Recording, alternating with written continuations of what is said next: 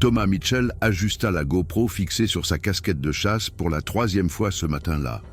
Le poids de la petite caméra lui semblait encore étrange après 2 semaines d'essai dans le jardin de sa maison. L'appareil était un cadeau d'anniversaire de sa fille, qui avait insisté pour qu'il documente ses parties de chasse en solitaire pour la famille.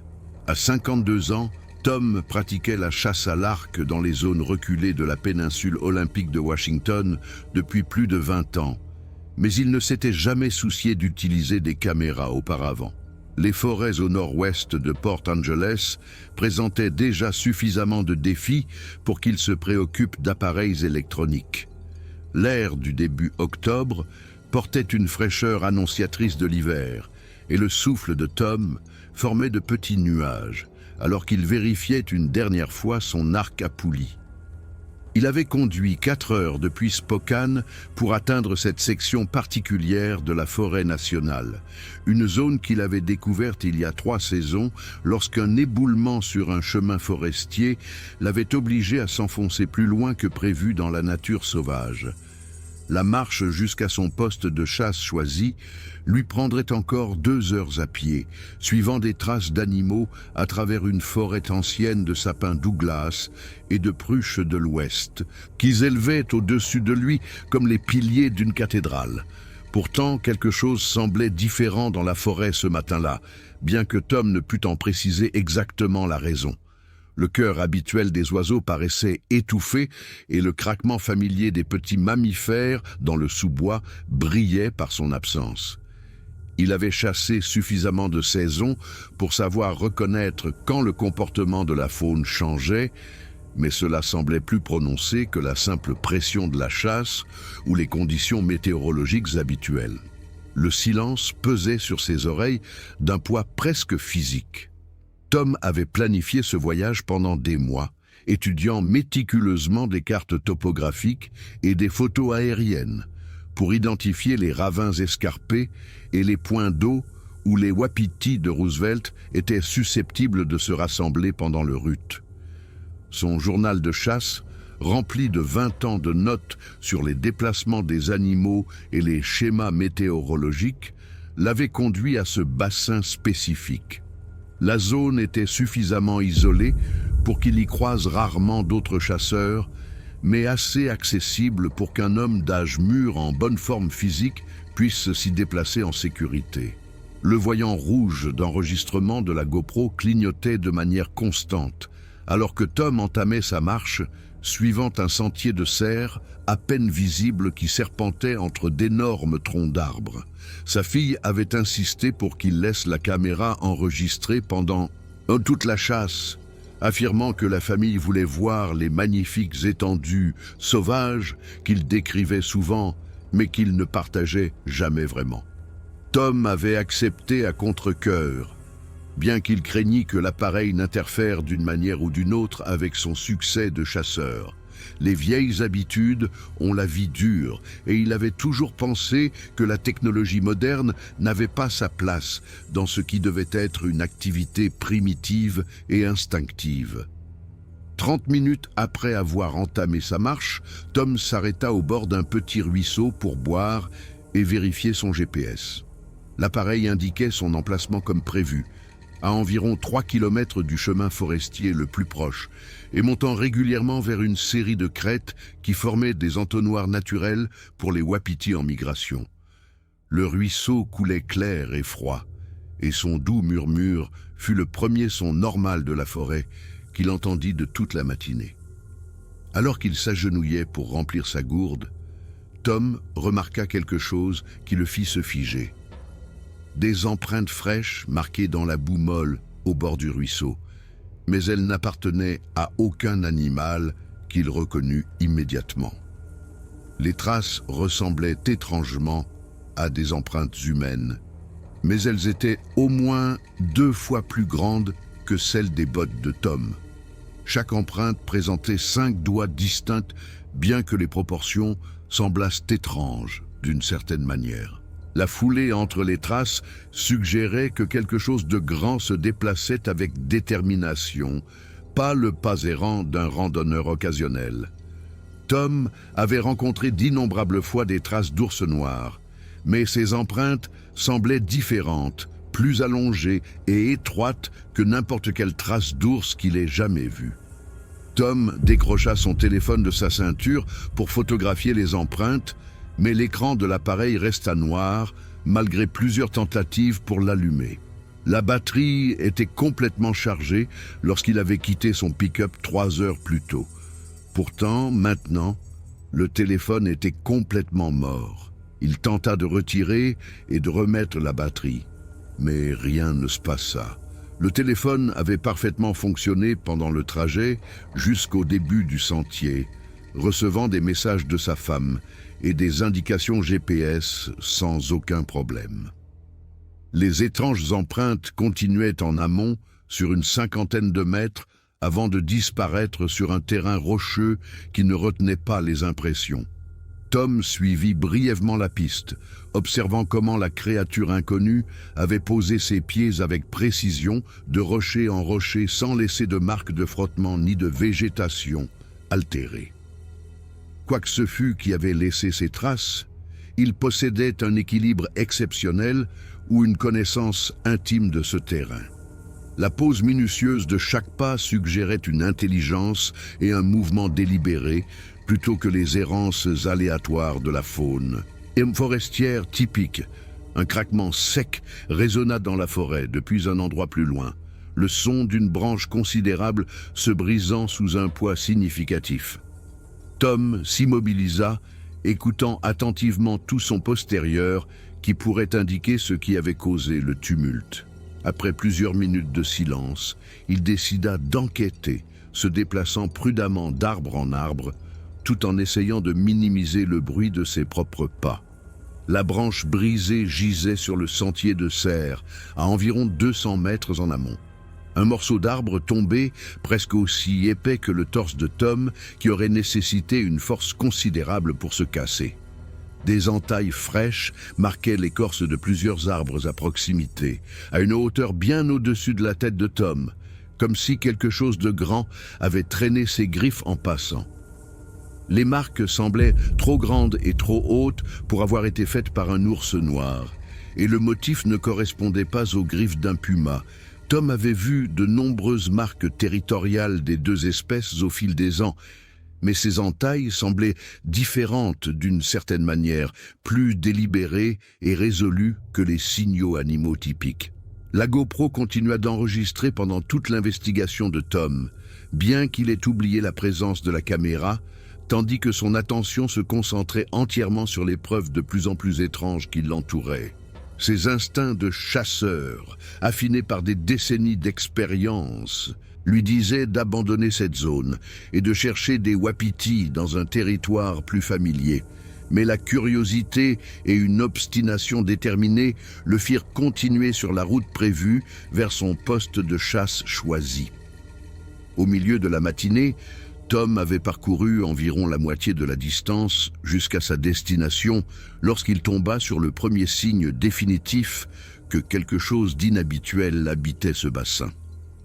Un énorme sapin Douglas, d'un diamètre de près de 2 mètres, présentait des dommages récents qui défiaient toute explication. De longues bandes d'écorce avaient été arrachées en ligne verticale, créant des blessures qui suintaient une sève collante le long du tronc. Le motif suggérait que quelque chose avait systématiquement arraché l'écorce, tout en se tenant sur ses pattes arrière, atteignant des hauteurs qui seraient un défi même pour le plus grand des ours noirs. Plus troublantes encore étaient les empreintes partielles de mains imprimées dans le bois, exposées sous l'écorce endommagée. Les impressions montraient des doigts qui semblaient presque humains, mais à une échelle de proportions impossibles, avec ce qui semblait être des callosités épaisses ou une texture de peau rugueuse. Tom traça une des empreintes avec sa propre main, notant que toute sa paume tenait facilement dans l'espace d'un seul doigt. Quoi que ce fût qui avait fait ces marques, il possédait des mains suffisamment grandes pour saisir un ballon de basket comme Tom tiendrait une balle de Tennis. Un grondement grave arriva à travers la forêt depuis quelque part plus loin.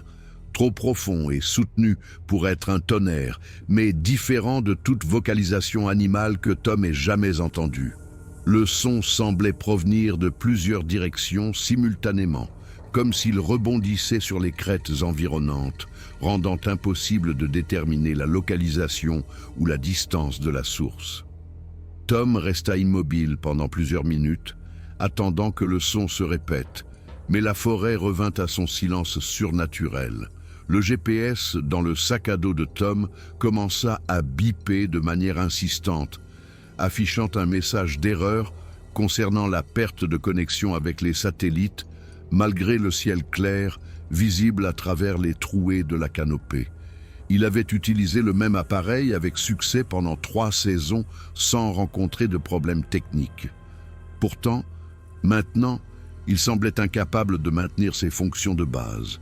La boussole de l'appareil tournait sans contrôle, au lieu d'indiquer le nord véritable, et le niveau de la batterie baissait visiblement pendant que Tom observait, passant de 3/4 de charge à moins de la moitié en quelques minutes.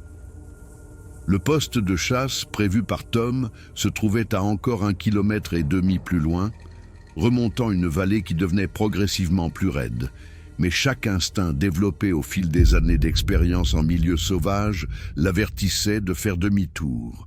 L'absence des sons normaux de la forêt, les empreintes et les marques étranges et la défaillance constante de son équipement électronique, tout suggérait que quelque chose n'allait pas fondamentalement dans cette zone.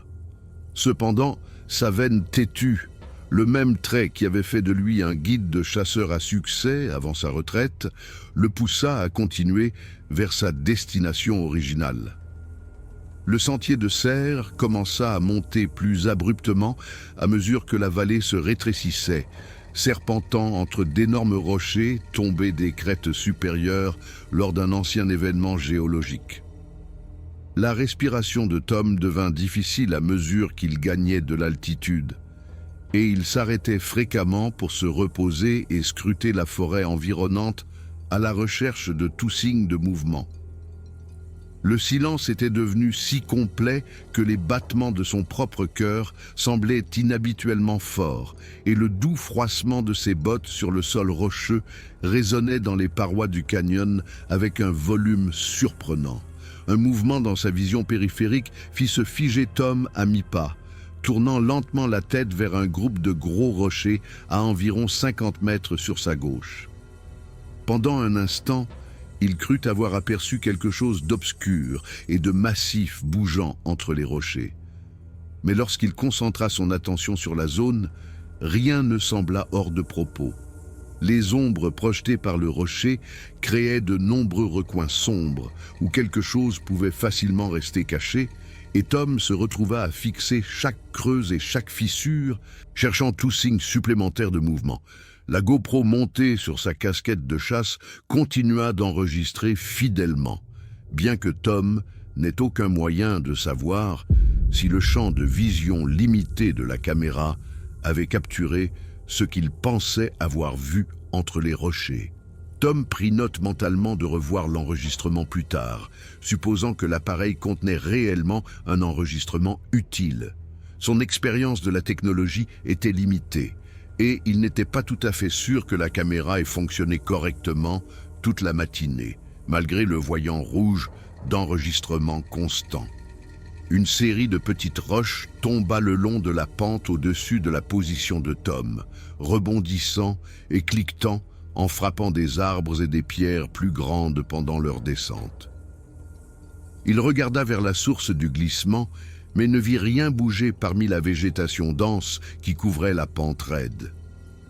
Les rochers continuèrent de tomber sporadiquement pendant plusieurs minutes, comme si quelque chose de grand se déplaçait avec précaution sur le terrain instable au-dessus du sentier.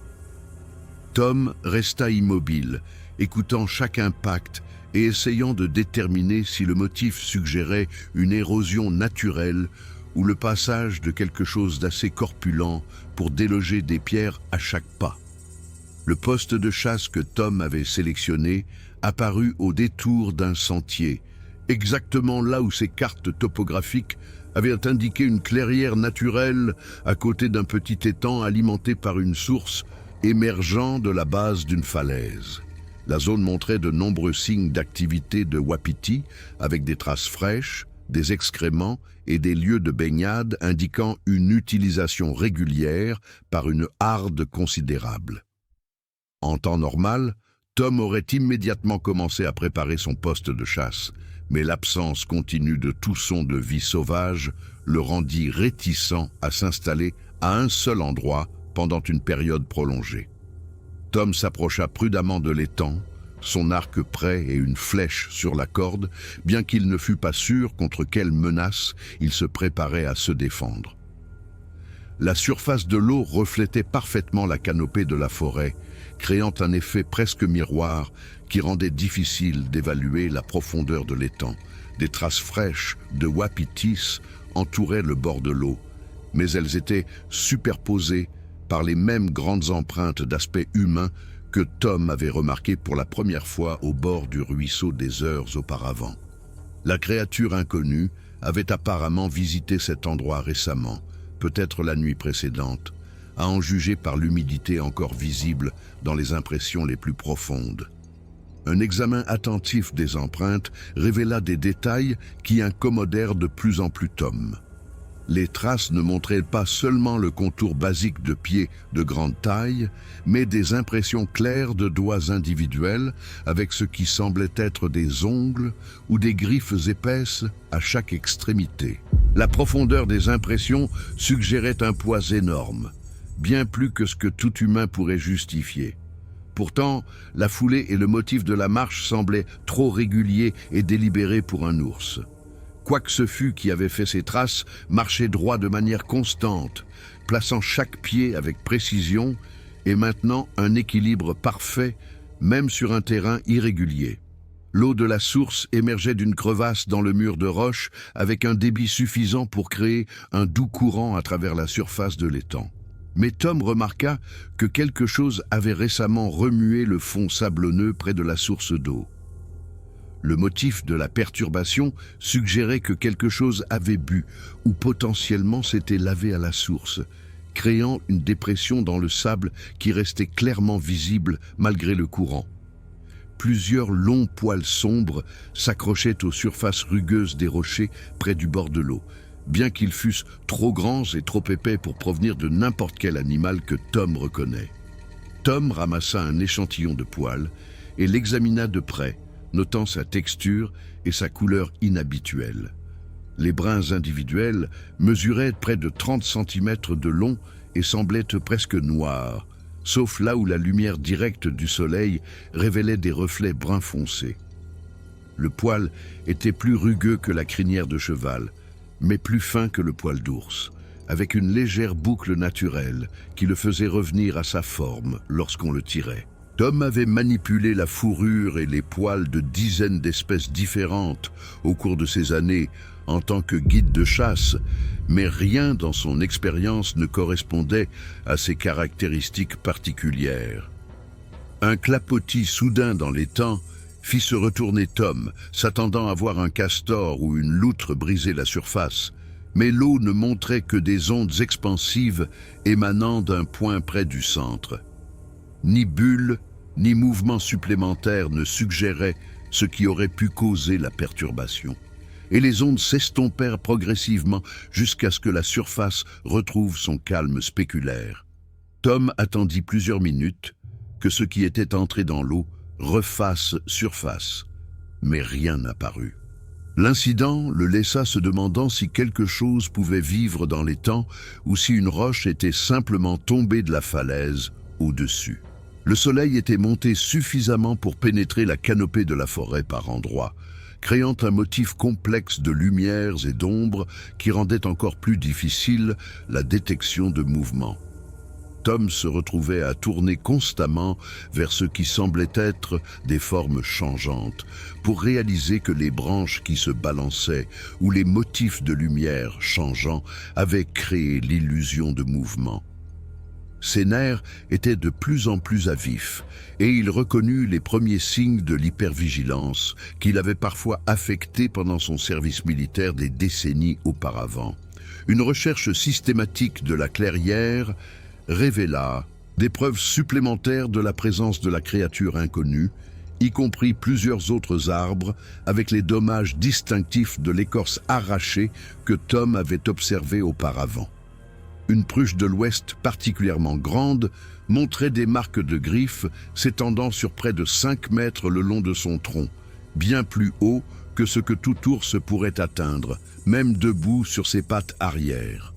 Les marques semblaient récentes, avec encore de la sève suintant des entailles les plus profondes, suggérant qu'elles avaient été faites au cours des 2 derniers jours.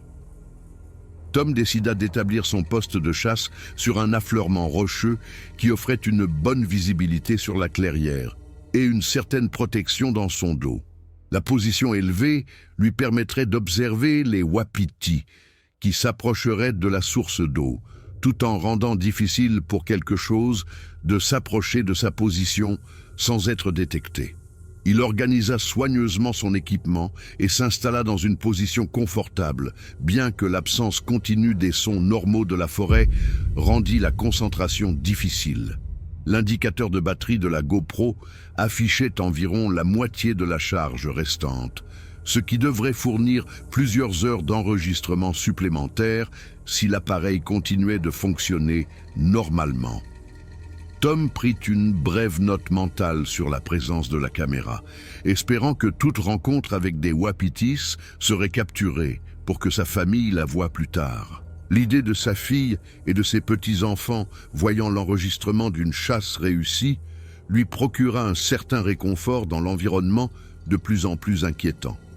15 minutes après s'être installé à son poste de chasse, Tom entendit le premier son normal de la forêt du jour. Un pic martelant contre un arbre mort quelque part de l'autre côté de la clairière. Le rythme familier parut presque étonnamment fort après des heures de silence surnaturel, et Tom sentit une partie de sa tension se relâcher à mesure que d'autres chants d'oiseaux reprenaient progressivement. Peut-être que ce qui avait perturbé la faune locale s'était déplacé vers une autre zone, permettant aux schémas de comportement normaux de revenir. Mais le retour des sons naturels ne dura que quelques minutes avant d'être remplacé par quelque chose qui lui glaça le sang. Un profond rugissement guttural résonna dans la forêt depuis un endroit au-delà de la clairière, différent de tout ce qu'il avait jamais entendu. Le son combinait des éléments du grognement d'un ours, du cri d'un puma et de quelque chose d'entièrement étranger, créant une vocalisation qui sembla vibrer à travers la cage thoracique de Tom. Tous les chants des oiseaux cessèrent immédiatement, et même le son de la source sembla se taire après ce rugissement terrifiant. Tom agrippa plus fermement son arc et scruta frénétiquement la lisière de la forêt, cherchant tout signe de mouvement qui pourrait indiquer la source du son. Le rugissement semblait être venu de plusieurs directions simultanément, rebondissant sur les crêtes environnantes et créant des échos confus qui rendaient impossible de déterminer la distance et la direction. Pendant plusieurs minutes, la forêt resta dans un silence absolu, comme si toute créature vivante retenait son souffle, attendant qu'il se passe quelque chose. Une réponse arriva d'une direction complètement différente, commençant comme un grognement bas qui augmenta progressivement pour devenir un hurlement menaçant que Tom reconnut immédiatement comme l'appel de défi d'un puma. Il avait entendu des vocalisations similaires auparavant, bien que jamais avec la même intensité et la même rage évidente dans ce cri particulier. Le puma semblait grand et agressif, possiblement un mâle mature défendant son territoire pendant la saison des amours. Les pumas font rarement des démonstrations vocales aussi évidentes, à moins d'être sérieusement menacés ou de protéger leurs petits. L'échange de vocalisation continua pendant plusieurs minutes, les rugissements de la créature inconnue alternant avec les hurlements du puma dans ce qui ressemblait à une dispute territoriale croissante. Tom réalisa qu'il était positionné entre les deux animaux, quels qu'ils fussent, et que rester dans la clairière devenait de plus en plus dangereux. Son poste de chasse, qui lui avait semblé idéal pour observer les wapitis, lui semblait maintenant une souricière. Sans voie d'évasion facile si l'une des créatures décidait d'enquêter sur sa présence, Tom commença à rassembler son équipement aussi silencieusement que possible, prévoyant de se retirer par le sentier et d'abandonner ses plans de chasse pour la journée. Mais avant qu'il ne puisse se lever de son perchoir rocheux, un mouvement dans les arbres de l'autre côté de la clairière attira son attention. Quelque chose de grand et d'obscur bougeait dans la forêt avec un silence surprenant, visible seulement par de brefs aperçus entre les troncs d'arbres. Quoi que ce fût, il bougeait droit au lieu de se déplacer à quatre pattes, excluant le puma, mais sans fournir une identification claire de la créature. La GoPro continua d'enregistrer pendant que Tom suivait le mouvement à travers les arbres. Bien qu'il doutât que le champ de vision limité de la caméra capturât quelque chose d'utile, il essaya d'ajuster sa position pour avoir une meilleure vue, tout en restant caché derrière les rochers. Mais la créature resta dans la couverture dense de la forêt, où une observation claire était impossible. Seule sa taille générale et sa posture droite pouvaient être déterminées à partir des brèves vues partielles disponibles. Un fracas soudain de branches brisées annonça que l'affrontement entre les deux animaux escaladait vers une confrontation physique directe. Les sons du combat éclatèrent d'un endroit à environ 200 mètres au-delà de la clairière, dans une direction que Tom ne pouvait pas voir clairement à cause des arbres qui s'interposaient.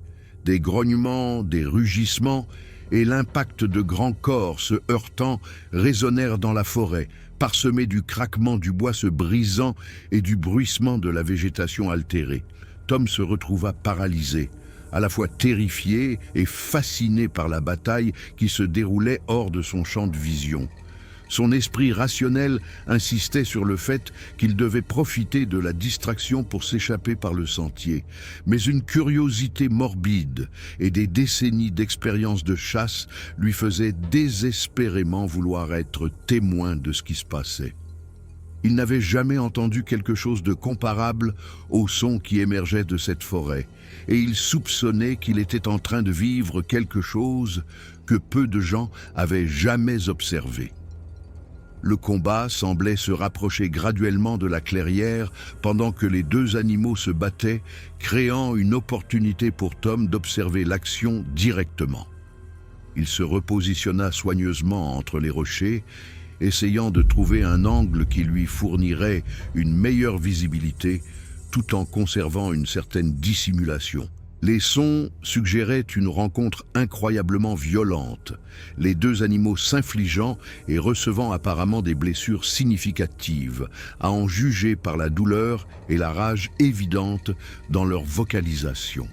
Un fracas énorme secoua la forêt lorsqu'une chose massive frappa un grand arbre avec une force suffisante pour fendre le tronc de manière audible.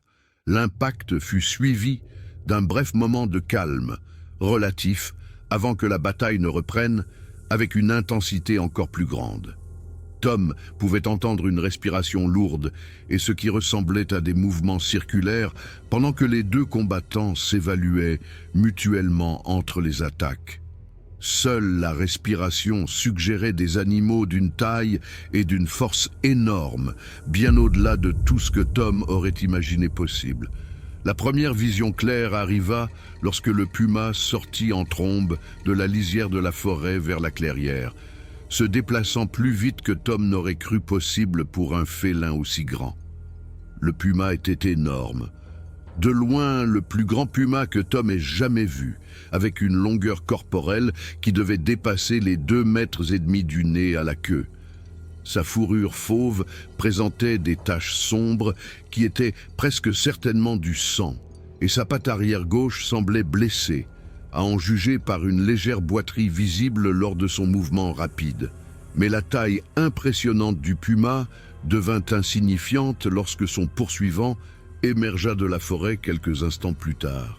La créature qui suivit le puma dans la clairière mesurait au moins 2,70 m de haut et possédait une masse corporelle qui laissait même le plus grand ours noir que Tom ait jamais rencontré paraître petit. Couverte d'une fourrure brun foncé qui semblait presque noire dans les ombres de la forêt, la créature se déplaçait sur deux jambes avec une grâce fluide qui semblait impossible pour quelque chose d'aussi massif. Ses bras lui arrivaient presque jusqu'aux genoux, se terminant par des mains qui auraient pu facilement entourer tout le torse de Tom. Le souffle de Tom fut coupé en assistant à quelque chose qui défiait toutes les suppositions sur la vie sauvage du nord-ouest du Pacifique. Le visage de la créature combinait des traits simiesques et humains d'une manière à la fois fascinante et profondément troublante, avec des yeux intelligents qui suivaient les mouvements du puma avec une conscience tactique évidente. Ce n'était pas la bête sans cervelle des histoires de camps de feu, mais quelque chose qui semblait capable de raisonnement complexe et de pensée stratégique. La GoPro montée sur la casquette de chasse de Tom capta tout, alors que les deux animaux s'affrontaient dans la clairière, bien que Tom fût trop absorbé par la scène pour se souvenir de la présence de la caméra. Le puma avait adopté une position défensive près du bord de l'étang, attendant probablement d'utiliser l'eau comme protection pour ses flancs, tout en affrontant l'adversaire beaucoup plus grand. Les oreilles du grand félin étaient aplaties contre son crâne, et sa queue s'agitait d'un côté à l'autre dans une claire démonstration d'intention agressive, malgré sa taille manifestement dépassée. La créature que Tom observait se déplaçait avec une patience délibérée, semblant comprendre que son avantage de taille rendait la confrontation directe inutile. Elle circulait lentement autour du périmètre de la clairière, sans jamais détourner les yeux du puma, tout en coupant progressivement les voies d'évasion possibles. La nature tactique de son mouvement suggérait une intelligence bien au-delà de ce que Tom aurait attendu de n'importe quel animal, aussi grand ou puissant fût-il. Le puma attaqua le premier, se lançant à travers la clairière dans un saut spectaculaire qui couvrit près de 6 mètres. Ses griffes étaient entièrement déployées alors qu'il visait la gorge de la créature plus grande, se déplaçant avec la vitesse de l'éclair qui faisait des pumas des prédateurs si efficaces. Mais la créature massive réagit avec une agilité surprenante, se déplaçant sur le côté à la dernière seconde tout en utilisant une de ses énormes mains pour repousser le félin dans les airs comme on chasse une grosse mouche. L'impact, lorsque le puma frappa le sol, fut audible même de la position de Tom à 50 mètres de distance, et le hurlement de douleur du félin indiqua qu'il avait été gravement blessé par ce coup défensif désinvolte. Le puma roula plusieurs fois avant de retrouver son équilibre, montrant maintenant une boiterie prononcée à sa patte avant droite qui s'ajoutait à la blessure existante à sa patte arrière. Malgré les dommages évidents, les instincts de prédateur du félin le maintenaient concentré sur son adversaire au lieu d'essayer de fuir. Ce qui suivit fut moins une bataille qu'une démonstration systématique d'une supériorité physique écrasante. La grande créature semblait presque réticente à continuer le combat, s'approchant du puma blessé avec ce qui semblait être de la prudence, voire de la compassion. Mais lorsque le félin continua ses démonstrations agressives, grognant et essayant de donner des coups de patte avec sa patte avant-scène, le comportement de la créature changea radicalement. La fin arriva avec une brusquerie et une violence choquantes qui firent que Tom remercia la GoPro d'enregistrer, car il n'était pas sûr que quiconque croirait son récit sans preuve vidéo. La créature se déplaça plus vite que quelque chose d'aussi grand ne devrait pouvoir se déplacer, réduisant la distance avec le puma en 2 pas rapides avant de saisir le félin par le milieu du corps avec ses 2 mains énormes. Ce qui se passa ensuite fut trop rapide pour que Tom le suive clairement, mais le craquement d'os se brisant fut indéniable. Le cri de mort du puma résonna dans la forêt pendant plusieurs secondes avant de s'interrompre brusquement, laissant un silence plus complet que tout ce que Tom avait expérimenté ce jour-là.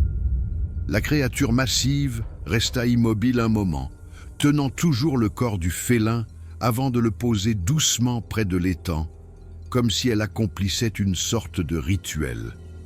Tom se retrouva à retenir son souffle, craignant que le moindre son n'attire l'attention de la créature vers sa cachette entre les rochers. Pour la première fois depuis le début de la confrontation, la créature se tourna dans la direction de Tom et il eut sa première vision claire de son visage. Les traits étaient indéniablement simiesques, mais possédaient une profondeur d'intelligence profondément dérangeante. Les yeux rencontrèrent ceux de Tom pendant un instant, et il fut sûr que la créature avait détecté sa présence malgré sa dissimulation minutieuse. Ses yeux sombres montraient de la conscience, de la curiosité, et quelque chose qui aurait pu être de l'amusement en découvrant un observateur caché. Tom resta figé sur place, respirant à peine, tandis que la créature continuait de regarder dans sa direction pendant ce qui sembla une éternité, mais qui ne furent probablement que quelques secondes. Il s'attendait à ce qu'être énorme s'approche de sa cachette, mais au lieu de cela, il hocha simplement la tête une fois dans ce qui sembla une reconnaissance avant de se retourner. Le geste fut si humain que Tom questionna ses propres perceptions, se demandant si le stress et l'adrénaline lui faisaient anthropomorphiser le comportement animal naturel. La créature se déplaça jusqu'au bord de l'eau et s'agenouilla près du corps du puma, utilisant ses mains massives pour placer soigneusement le félin dans ce qui semblait être une pose respectueuse. La nature rituelle de l'action était indéniable, suggérant des pratiques culturelles ou spirituelles qui défiaient toutes les suppositions sur le comportement animal. Tom observa avec fascination comment la créature ramassait plusieurs grosses pierres et les plaçait autour du corps du puma dans un motif qui ressemblait à un tumulus ou un monument rudimentaire. Après avoir terminé son mystérieux rituel, la créature se leva et marcha lentement le long du périmètre de la clairière, s'arrêtant occasionnellement pour examiner des arbres ou des formations rocheuses avec un intérêt évident. Ses mouvements étaient délibérés et résolus, suggérant une familiarité avec cet emplacement spécifique plutôt qu'une exploration aléatoire. Tom commença à soupçonner que la clairière servait de sorte de marqueur territorial ou de site significatif pour l'espèce que cette créature représentait. Le parcours d'inspection de la créature l'amena progressivement vers la cachette de Tom, et il réalisa qu'être découvert était inévitable. Son entraînement militaire suggérait que rester immobile offrait la meilleure chance d'éviter d'être détecté, mais son expérience de chasse le mettait en garde contre le fait que quelque chose d'aussi intelligent finirait par localiser sa position indépendamment des efforts de dissimulation. Le comportement de la créature suggérait la curiosité plutôt que l'agression. Mais Tom comprenait que même une interaction curieuse avec quelque chose d'aussi puissant pourrait facilement être fatale. Lorsque la créature s'approcha finalement de l'affleurement rocheux de Tom, elle se déplaça avec une prudence évidente, gardant ses énormes mains visibles et évitant tout geste qui pourrait être interprété comme menaçant. Tom se retrouva à regarder vers le haut des yeux intelligents qui l'examinait avec le même intérêt scientifique qu'il pourrait montrer en observant un animal inhabituel. Le visage de la créature ne montrait aucune hostilité, seulement une sorte d'attente patiente qui suggérait qu'elle lui laissait le temps de surmonter sa peur et sa panique. Pendant plusieurs minutes, les deux êtres se regardèrent simplement dans ce qui sembla un étrange statu quo entre des espèces séparées par des millions d'années d'évolution. L'esprit rationnel de Tom insistait sur le fait qu'il devrait être terrifié, mais le comportement calme et évidemment intelligent de la créature créait une situation surréaliste qui ressemblait plus à une rencontre diplomatique qu'à une interaction prédateur-proie. La GoPro continua d'enregistrer pendant tout l'échange, bien que Tom n'ait pas été conscient de la présence de la caméra. La créature finit par rompre le statu quo en s'asseyant par terre à environ 3 mètres de la position de Tom, tentant clairement de paraître moins intimidante en réduisant sa taille apparente. Le geste fut si évidemment délibéré et réfléchi que Tom sentit sa peur commencer à céder la place à la fascination. Ce n'était pas le monstre sans cervelle du folklore, mais quelque chose qui possédait une intelligence sociale et un souci apparent de son état émotionnel. Tom tendit lentement sa gourde, bougeant avec précaution pour ne pas effrayer la créature, et fut surpris lorsque celle-ci répondit en récupérant ce qui semblait être une calebasse vide de quelque part dans la végétation environnante. La créature but de son récipient improvisé tout en maintenant le contact visuel avec Tom, imitant clairement ses actions dans ce qui semblait être une tentative d'établir un lien social ou de communication. Le comportement parallèle fut si évidemment intentionnel que Tom ne put le rejeter comme une coïncidence. L'interaction pacifique continua pendant près de 20 minutes, les deux êtres faisant occasionnellement de petits mouvements ou gestes qui étaient soigneusement imités par l'autre. Tom se retrouva à se détendre malgré le danger évident de sa situation, se convainquant progressivement que la créature ne représentait pas une menace immédiate tant qu'il éviterait les mouvements brusques ou les comportements agressifs. L'intelligence derrière ses yeux sombres était indéniable, et la patience de la créature suggérait un niveau de contrôle émotionnel que beaucoup d'humains auraient du mal à maintenir. Le sort fut brisé lorsque l'arc de Tom glissa légèrement contre les rochers, créant un petit bruit de frottement qui sembla rappeler à la créature son équipement de chasse. L'expression de l'énorme être changea instantanément, devenant prudente et quelque peu désapprobatrice, alors qu'elle se concentrait sur l'arc à poulie et les flèches visibles à un côté de la position de Tom.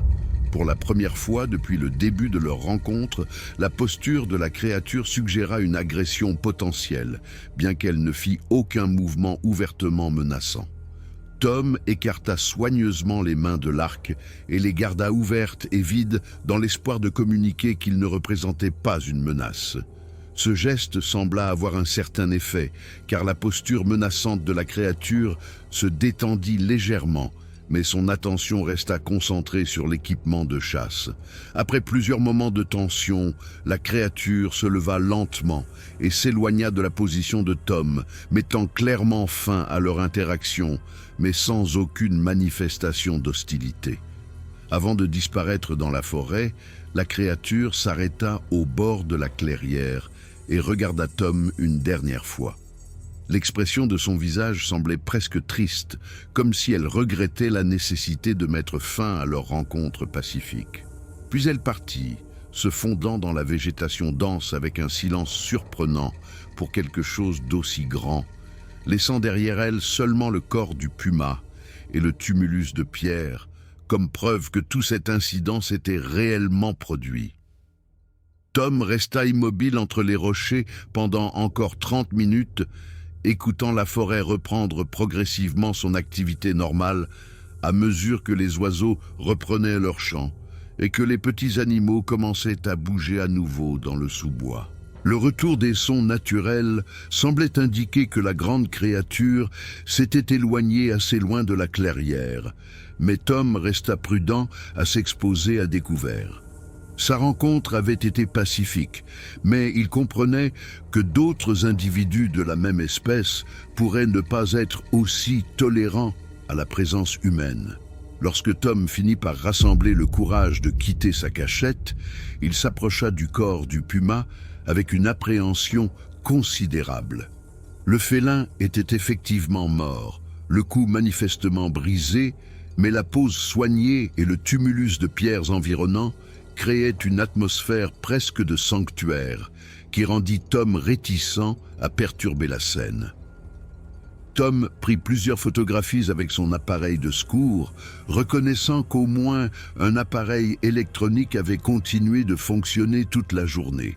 Le puma était énorme selon tous les standards, pesant probablement près de 90 kilos et mesurant plus de 2,5 mètres du nez à la pointe de la queue. Tom n'avait jamais vu un puma aussi grand, et il soupçonnait qu'il aurait pu s'agir d'un spécimen record dans des circonstances normales. La mort du félin avait été clairement rapide et probablement indolore, accomplie avec un niveau d'efficacité qui témoignait de la force incroyable de son adversaire. Aucune marque de griffe ni blessure par morsure n'était visible, suggérant que la créature avait tué en utilisant uniquement ses mains. L'examen de la clairière par Tom révéla des preuves supplémentaires de la présence de la créature, y compris plusieurs autres des grandes empreintes d'aspect humain imprimées dans le sol meuble près de la source d'eau. Les empreintes étaient encore plus claires que celles qu'il avait observées auparavant, montrant des impressions détaillées de doigts individuels et ce qui semblait être de épaisses callosités sur la plante de pieds énormes. La foulée entre les empreintes suggérait une marche plutôt qu'une course, indiquant que la créature s'était déplacée calmement dans la zone au lieu de fuir après la confrontation. Une recherche exhaustive ne parvint pas à révéler d'échantillons de poils supplémentaires, ni d'autres preuves physiques que Tom pourrait recueillir comme preuve de sa rencontre. La créature avait été remarquablement prudente pour éviter de laisser des traces de sa présence, suggérant une prudence naturelle ou un comportement préconçu pour minimiser le contact avec les humains. Seules les empreintes et le corps disposé du puma fournissaient une indication que quelque chose d'inhabituel s'était produit dans la clairière. Les mains de Tom tremblaient légèrement, alors qu'il manipulait son appareil photo de secours, prenant des dizaines de photographies sous tous les angles possibles. Les images fourniraient une documentation de la scène, bien qu'il se rendît compte que les photos d'empreintes et d'un puma mort ne constitueraient pas de preuve, pas une preuve de la créature qu'il avait observée. Même la disposition soignée des pierres pourrait être écartée comme une coïncidence ou une activité humaine, le laissant sans preuve concrète de l'expérience la plus extraordinaire de sa vie. La GoPro, montée sur sa casquette de chasse, représentait son seul espoir de capturer des preuves vidéo qui pourraient soutenir son incroyable histoire.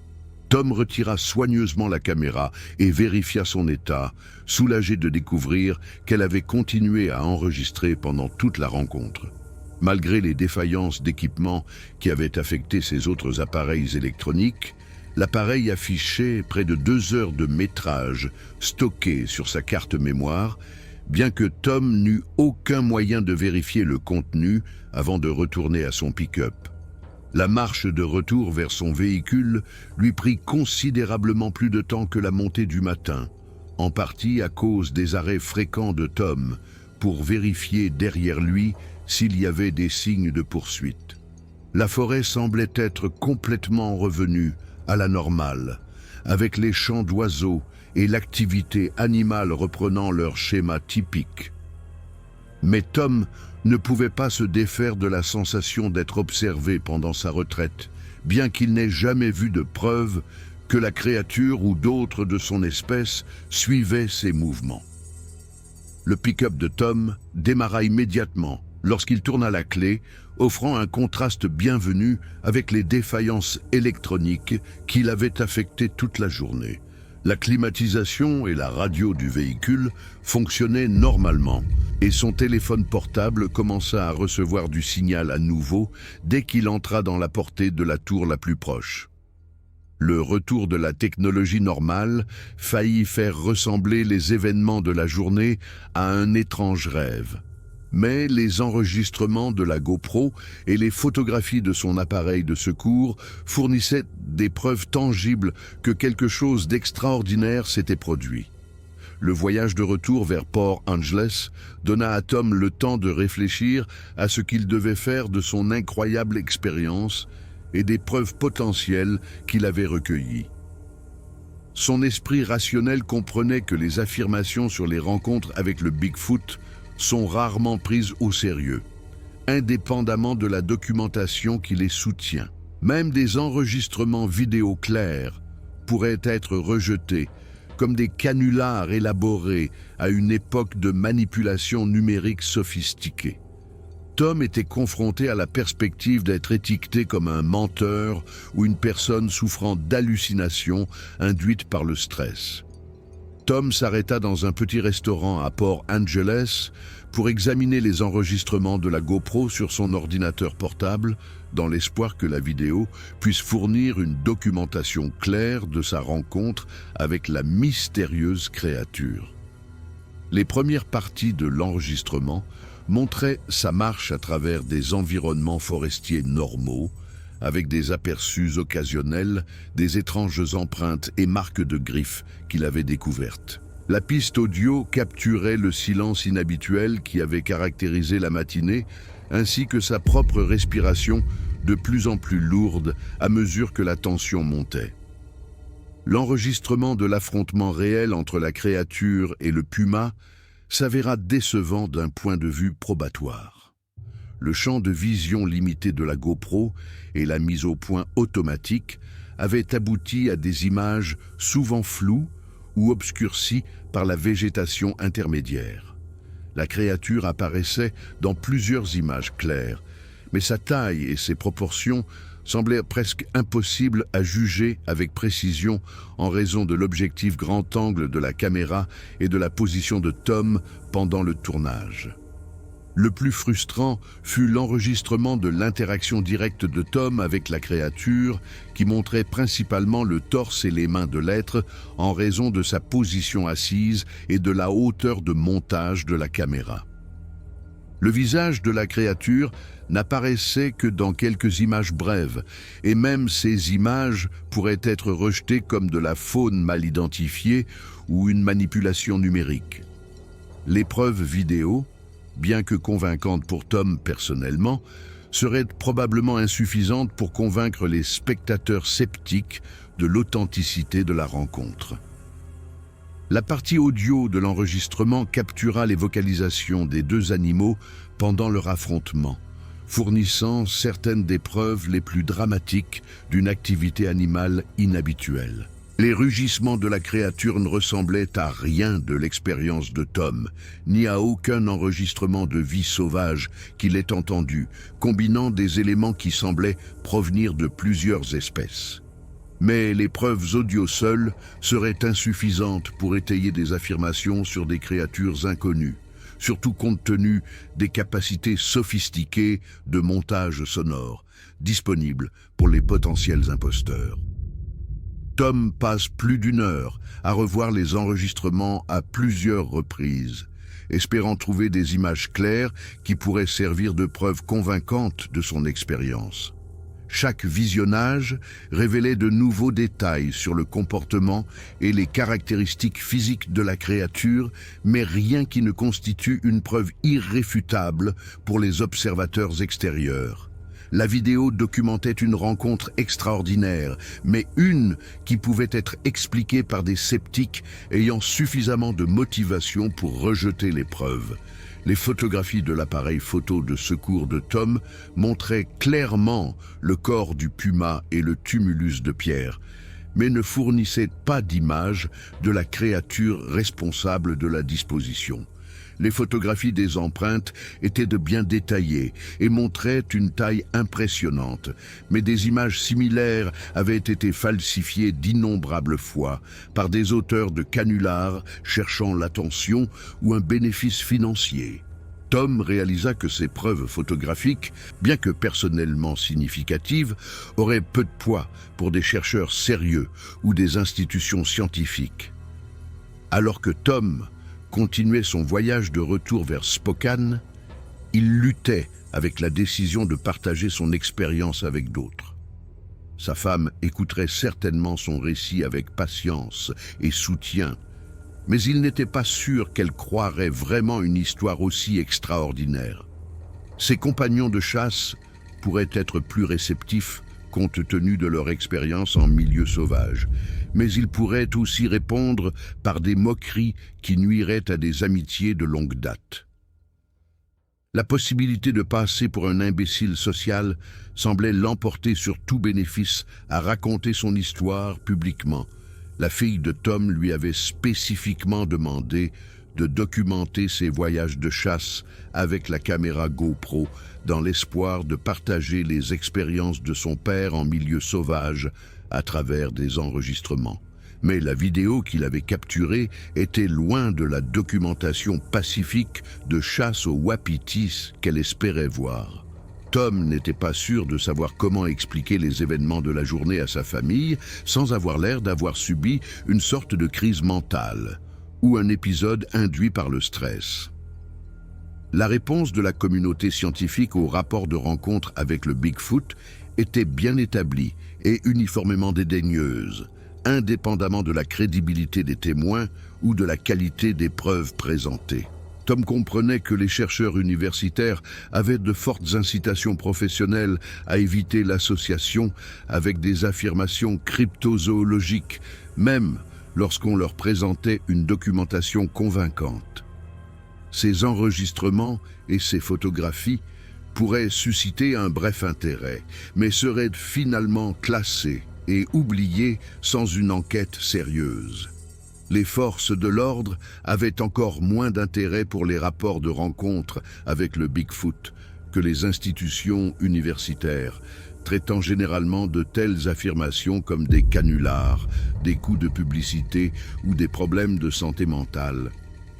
Tom savait que signaler son expérience aux gardes du parc ou à la police locale entraînerait probablement des entretiens polis mais sceptiques, suivis d'aucune action significative. Les autorités n'avaient pas de protocole pour enquêter sur les affirmations concernant des créatures inconnues, ni de ressources à consacrer à de tels efforts. Les médias représentaient une autre voie possible pour partager l'histoire de Tom, mais une voie semée d'embûches pour sa réputation et sa crédibilité.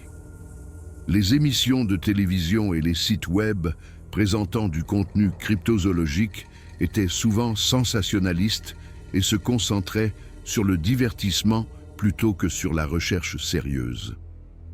Tom n'avait aucun désir de devenir une attraction de foire ou un mème Internet, surtout compte tenu de son passé professionnel et de sa position dans sa communauté locale. Alors que Tom approchait de Spokane ce soir-là, il prit la décision de garder son expérience privée pour le moment, ne partageant les détails qu'avec sa famille immédiate et peut-être un ou deux compagnons de chasse de confiance. Les enregistrements vidéo et les photographies seraient conservés comme documentation personnelle d'une journée extraordinaire, mais ne seraient pas distribués publiquement tant qu'il n'aurait pas déterminé la meilleure approche pour gérer un matériel aussi sensible. La rencontre avait changé sa perspective sur les régions sauvages du nord-ouest du Pacifique, mais il n'était pas prêt à gérer les complications qu'une divulgation publique pourrait créer. L'épouse de Tom, Sarah, écouta son récit des événements de la journée avec l'attention patiente qu'elle avait montrée tout au long de 43 ans de mariage, posant des questions occasionnelles, mais évitant toute expression d'incrédulité ou de scepticisme. Elle avait entendu suffisamment d'histoires de Tom sur la nature au fil des décennies pour savoir qu'il était un observateur prudent et un rapporteur précis d'événements inhabituels. Si Tom affirmait avoir rencontré quelque chose d'extraordinaire, Sarah était encline à croire que quelque chose de significatif s'était réellement produit, même si les détails exacts pouvaient être sujets à interprétation. Les préoccupations pratiques de Sarah se concentraient sur la sécurité de Tom lors de futurs voyages de chasse, en particulier concernant ses projets de retourner dans des zones reculées, sans autres chasseurs, ni équipement de communication fiable. Les événements de la journée avaient démontré que la nature de la péninsule olympique contenait des dangers au-delà des risques typiques associés aux activités de chasse en solitaire. Sarah suggéra à Tom d'envisager de chasser avec des compagnons à l'avenir, ou au moins d'investir dans des équipements de communication d'urgence plus fiables pour les expéditions en solitaire.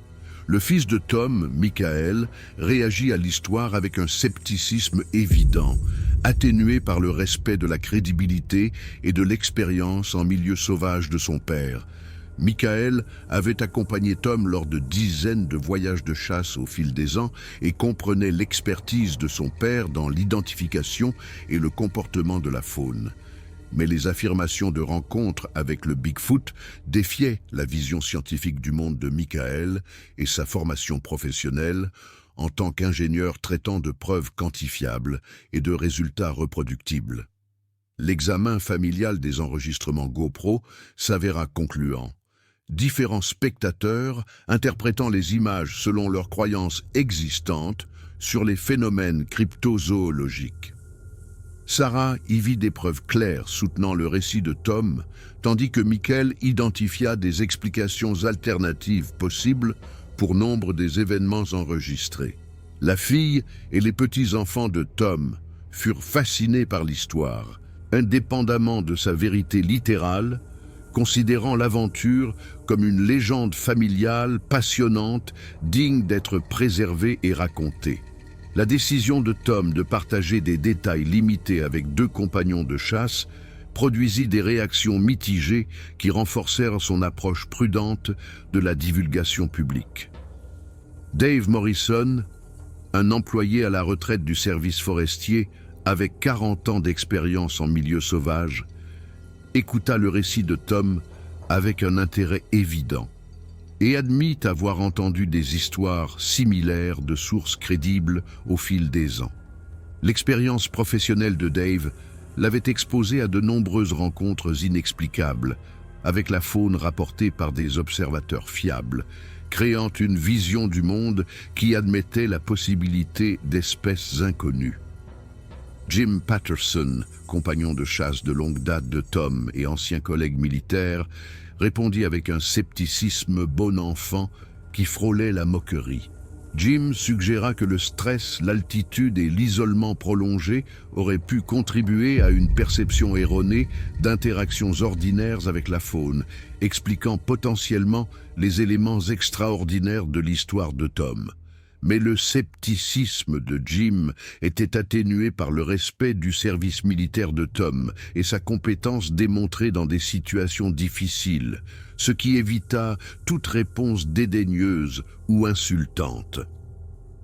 Les réactions mitigées de la famille et des amis confirmèrent le soupçon de Tom que la divulgation publique de sa rencontre générerait plus de problèmes que de bénéfices. Même les personnes qui le connaissaient bien et respectaient sa crédibilité avaient du mal à accepter pleinement les implications de son histoire. Des étrangers seraient probablement beaucoup moins charitables dans leurs interprétations, surtout compte tenu du ridicule typiquement associé aux affirmations de rencontres avec le Bigfoot. La recherche de Tom sur les rapports de rencontres similaires révéla un corps substantiel de preuves anecdotiques provenant de témoins crédibles décrivant des expériences similaires à la sienne. De nombreux rapports provenaient d'agents des forces de l'ordre, de militaires, de chasseurs et d'autres personnes ayant une expérience en plein air et une formation en observation précise. La cohérence des détails dans des centaines de récits indépendants suggérait un phénomène qui méritait une enquête sérieuse malgré le manque de preuves physiques concluantes. Les organisations professionnelles dédiées à la recherche cryptozoologique montrèrent plus d'intérêt pour l'histoire de Tom qu'ils ne s'y attendaient, particulièrement compte tenu de la qualité de sa documentation vidéo et de sa crédibilité en tant que témoin.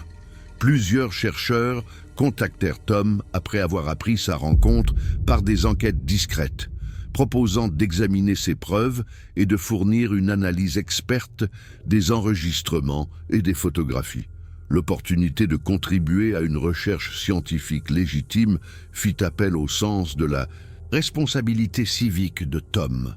L'Adrée Amanda Foster, une biologiste de la faune, affiliée à l'Association de recherche du Nord-Ouest du Pacifique, accepta d'examiner les preuves de Tom dans des conditions de stricte confidentialité. Les qualifications académiques de la DRE Foster et ses recherches publiées sur le comportement des primates dans les écosystèmes nord-américains apportèrent la crédibilité scientifique que Tom avait espéré trouver. Son analyse préliminaire des enregistrements vidéo identifia plusieurs schémas de comportement cohérents avec de grandes espèces de primates, bien qu'elle reconnaisse que l'identification définitive nécessiterait des preuves supplémentaires. L'analyse audio, réalisée par l'équipe de recherche de la DRE Foster, révéla des vocalisations avec des propriétés acoustiques différentes de celles de toute espèce de faune connue en Amérique du Nord. L'analyse spectrogramme montra des schémas de fréquences et des structures harmoniques suggérant des capacités vocales, dépassant celles des espèces de singes enregistrées, tout en conservant des caractéristiques biologiques plutôt qu'artificielles. Les conclusions de l'équipe soutenaient la possibilité que des comportements vocaux inconnus aient été documentés, bien que des explications alternatives restent possibles. L'examen par la DRE Foster des photographies des empreintes de Tom révéla des caractéristiques morphologiques cohérentes avec la locomotion bipède d'une grande espèce de primate, mais elle reconnut que des canulars sophistiqués pourraient produire des images similaires. La taille et les proportions des empreintes dépassaient celles de toute espèce nord-américaine connue, tombant dans les plages rapportées pour des populations théoriques d'espèces dominidées survivantes. Cependant, l'absence de preuves physiques corroborantes supplémentaires limitait la valeur scientifique de la documentation photographique. Le corps disposé du puma présenta à l'équipe de la DRE Foster sa preuve la plus intrigante, particulièrement le tumulus de pierre et la pose soignée qui suggérait un comportement rituel ou des pratiques culturelles. Peu d'espèces animales démontrent des comportements aussi complexes envers des concurrents décédés, et aucune n'était connue pour disposer des pierres dans des motifs délibérés autour des corps. La preuve suggérait une intelligence et un développement culturel au-delà de la cognition animale typique, bien que la participation humaine ne puisse être définitivement exclue malgré l'emplacement éloigné. La crédibilité de Tom en tant que témoin reçut un fort soutien de la recherche d'antécédents de la DRE Foster, qui révéla son historique de service militaire, sa certification en tant que guide de chasse et sa position dans sa communauté locale. Les références de caractère de dizaines de clients et de collègues de chasse décrivaient Tom comme exceptionnellement fiable, honnête et compétent dans l'observation et l'identification de la faune. Les évaluations positives unanimes renforcèrent la crédibilité de son rapport de rencontre, bien qu'elles ne puissent éliminer la possibilité d'une perception erronée honnête. L'équipe de recherche de la DRE Foster avait enquêté sur des centaines de rapports de rencontres similaires au cours de la dernière décennie, établissant des schémas de crédibilité des témoins, de facteurs environnementaux et de descriptions de comportements qui aidaient à distinguer les rapports potentiellement légitimes des canulars évidents ou des identifications erronées. Le récit de Tom s'alignait étroitement avec les caractéristiques associées à ces cas les plus crédibles, y compris le passé professionnel du témoin, les circonstances de la rencontre et les détails comportementaux spécifiques rapportés.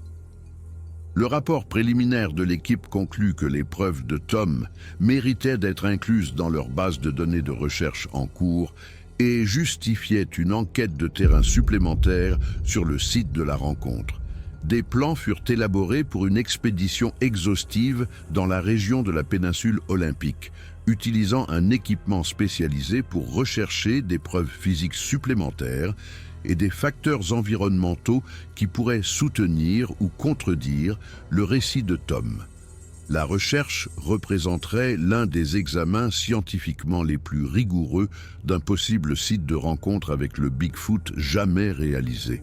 Tom accepta de guider l'équipe de recherche de la DRE Foster jusqu'au site de la rencontre, Malgré une certaine réticence à retourner dans une zone qui s'était avérée si stressante et potentiellement dangereuse, sa connaissance intime du terrain et sa capacité à localiser la clairière spécifique où les événements s'étaient produits seraient inestimables pour les efforts de documentation scientifique.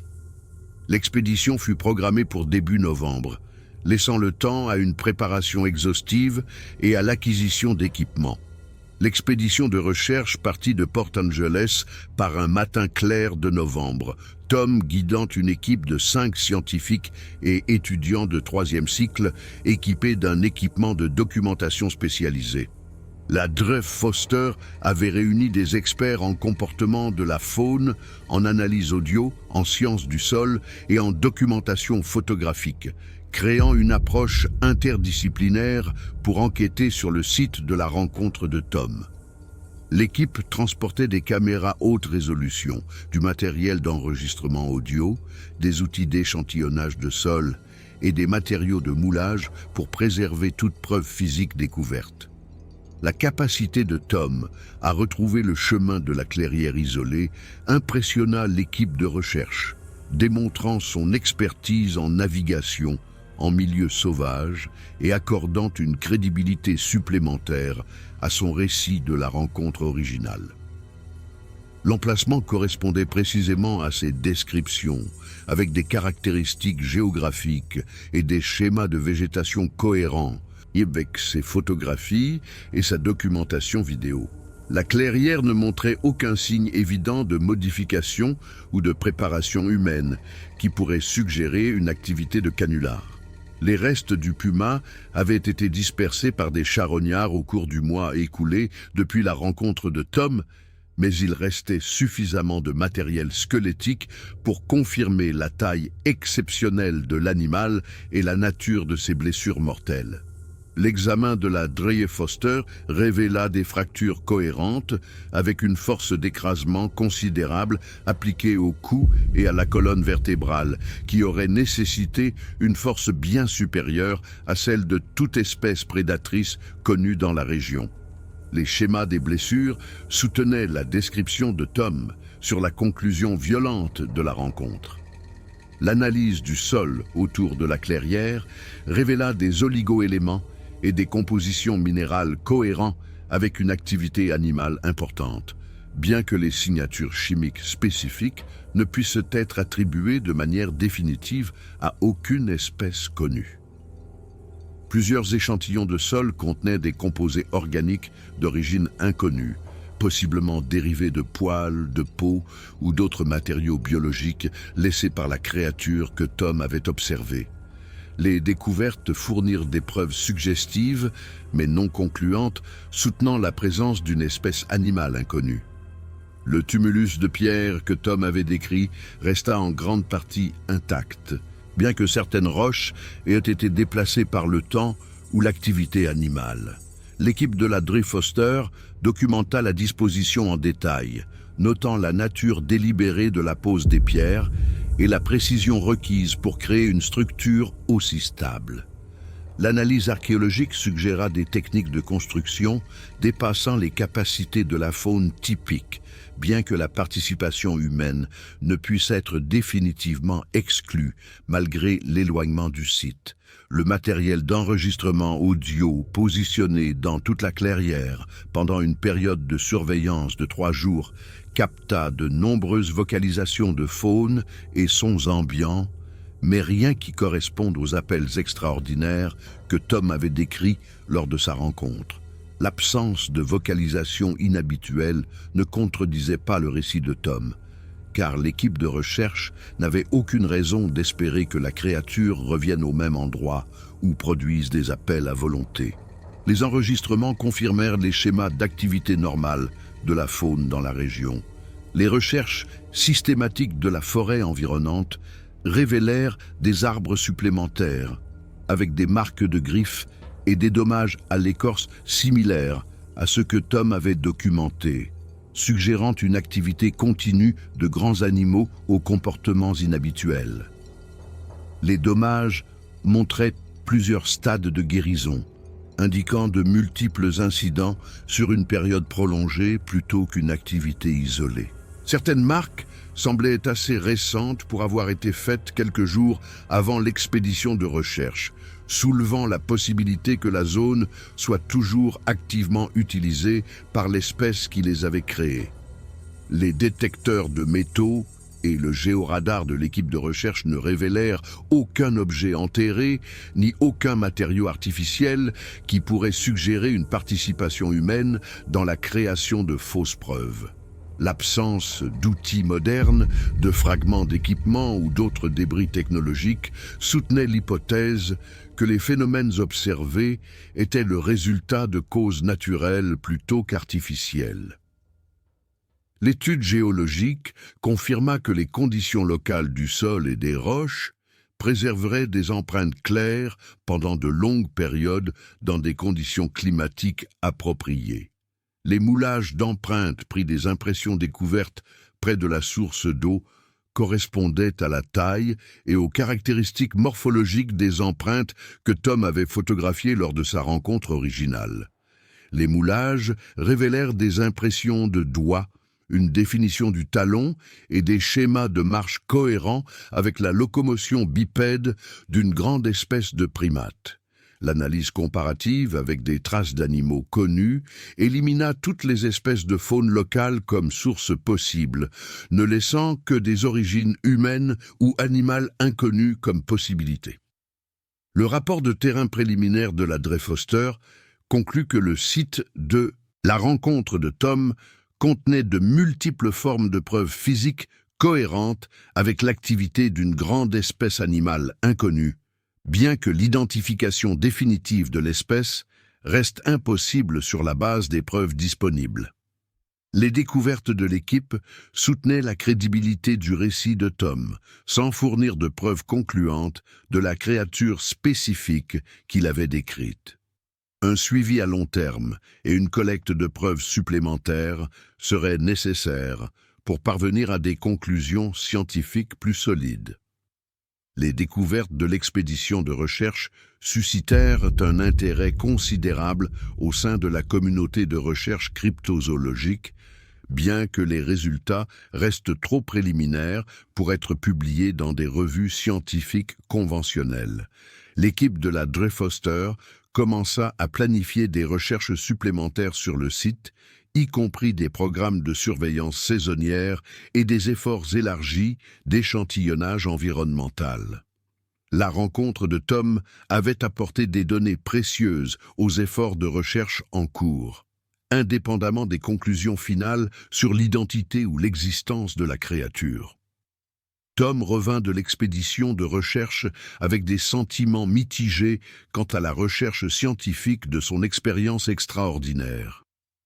L'approche professionnelle de l'équipe et les efforts de documentation exhaustifs avaient validé la sérieux de sa rencontre, mais le manque de conclusions définitives laissait de nombreuses questions sans réponse. Il restait convaincu de ce qu'il avait vu, mais comprenait que la preuve scientifique pourrait nécessiter des années de recherche supplémentaires et peut-être une chance incroyable pour obtenir des preuves physiques claires. Les mois suivant l'expédition de recherche apportèrent des contacts occasionnels d'autres chercheurs intéressés par la rencontre de Tom, mais il maintint son approche prudente de la publicité et de l'attention des médias.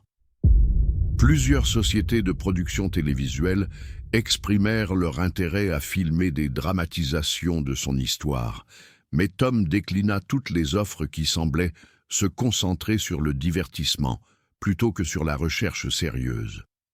Son expérience était trop importante et personnellement significative pour être trivialisée pour la consommation de masse. Les habitudes de chasse de Tom changèrent considérablement après sa rencontre. Les voyages en solitaire dans des régions reculées devinrent moins fréquents et une planification minutieuse remplaça son approche décontractée précédente des activités en plein air.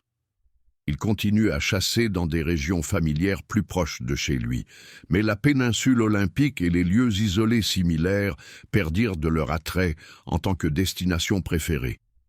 La connaissance que quelque chose d'extraordinaire habitait ces forêts créait un niveau de tension psychologique qui interférerait avec la solitude paisible qu'il avait toujours recherchée dans la chasse.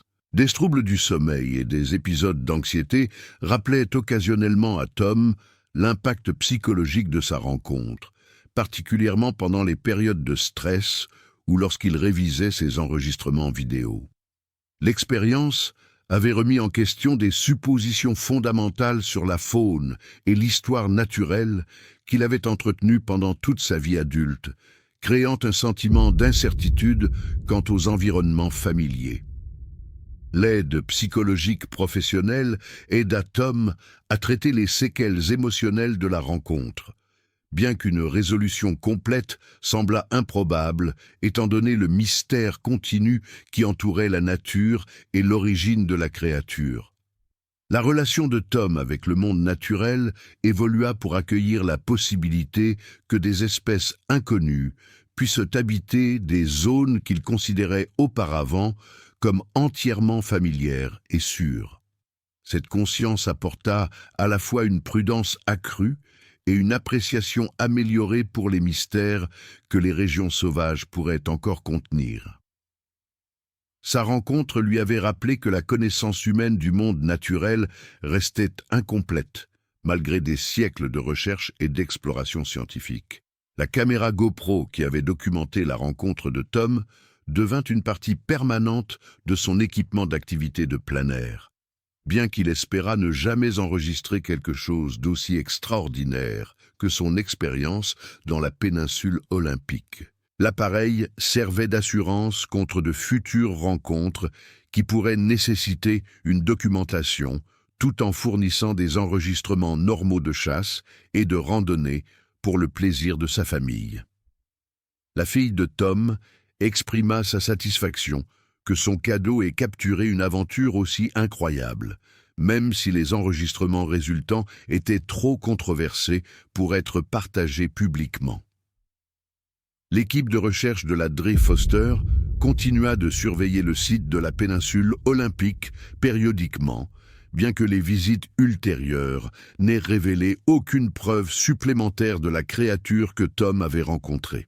L'absence d'activité récente pourrait indiquer que l'animal s'était déplacé vers un autre territoire, ou simplement que le calendrier de recherche n'avait pas coïncidé avec sa présence dans la région.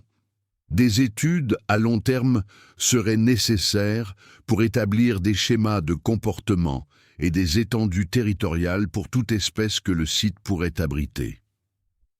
Tom recevait occasionnellement des mises à jour sur des rapports de rencontres similaires d'autres témoins dans des endroits du nord-ouest du Pacifique, suggérant un schéma plus large d'activité de faune, inhabituelle dans toute la région.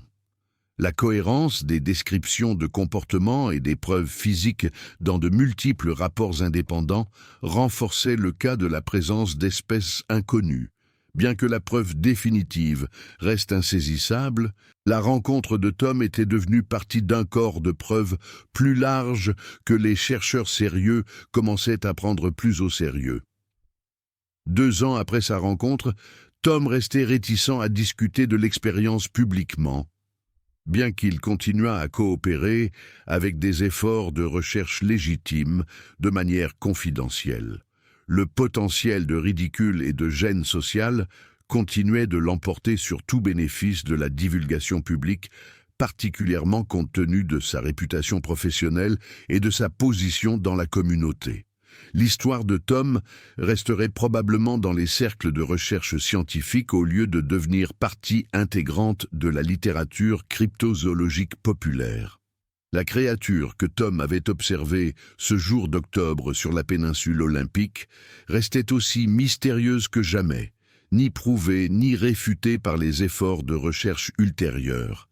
La vie de Tom était revenue à une normalité relative, mais le souvenir de ses yeux sombres, intelligents et de la disposition soignée des pierres autour du corps d'un puma continuait de lui rappeler que le monde naturel recelait des secrets au-delà de la compréhension humaine. Si ces secrets seraient jamais entièrement révélés, restait une question ouverte qui pourrait survivre à sa propre vie. La rencontre de Tom lui avait fourni une histoire que peu de gens auraient le privilège de raconter, même si les circonstances l'empêchaient de la partager largement.